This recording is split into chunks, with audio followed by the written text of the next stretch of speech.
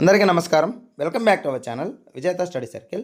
ఈరోజు మనం ఈ వీడియోలో ఆంధ్రప్రదేశ్ ఉద్యోగులు మరియు పెన్షనర్ల డిసెంబర్ జీతాలు పెన్షన్లకు సంబంధించిన సమాచారం చూద్దాం.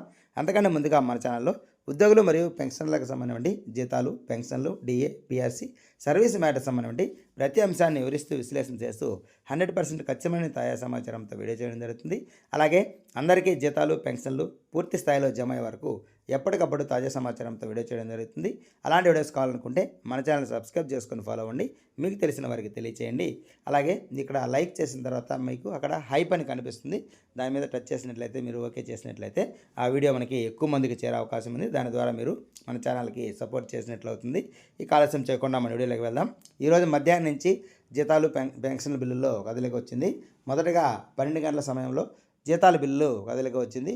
అది మళ్ళీ 1 గంట 2 గంటల సమయంలో వాటికి బ్యాచ్ నెంబర్స్ పార్షియల్గా అలర్ట్ కావడం జరిగింది, జీరోగా. తర్వాత మరికొద్దిసేపటికి ఆ పూర్తి స్థాయిలో బ్యాచ్ నెంబర్ అలర్ట్ కావడం జరిగింది.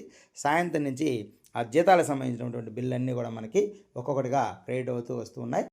అలాగే సాయంత్రం నుంచి పెన్షన్ బిల్లుల్లో కూడా కదలిక వచ్చింది. వాటికి కూడా అక్కడక్కడ ఇప్పటికీ జీరోగా బ్యాచ్ నెంబర్స్గా అలాట్ అయి ఉన్నాయి పార్షియల్గా. అలాగే కొన్నిటికి పూర్తి స్థాయిలో కూడా బ్యాచ్ నెంబర్స్ అలాట్ అయినాయి. అలాగే అక్కడక్కడ పెన్షన్స్ కూడా జమ కావడం అనేది ప్రారంభమైంది కొద్దిసేపటి క్రితమే.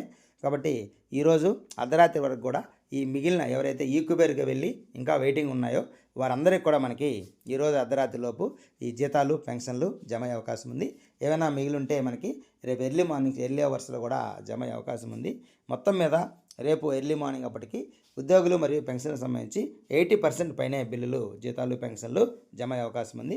ఇంకేమైనా మిగిలిన బిల్లులు ఏమైనా ఉన్నట్లయితే, టెక్నికల్ ఇష్యూ ఏమైనా ఉన్నట్లయితే అలాంటివి కొద్దిగా ఆలస్యం అయ్యే అవకాశం ఉంది. కానీ ఎక్కువ బిల్లులు మనకి ఈరోజు జమ అయ్యే అవకాశం ఉంది.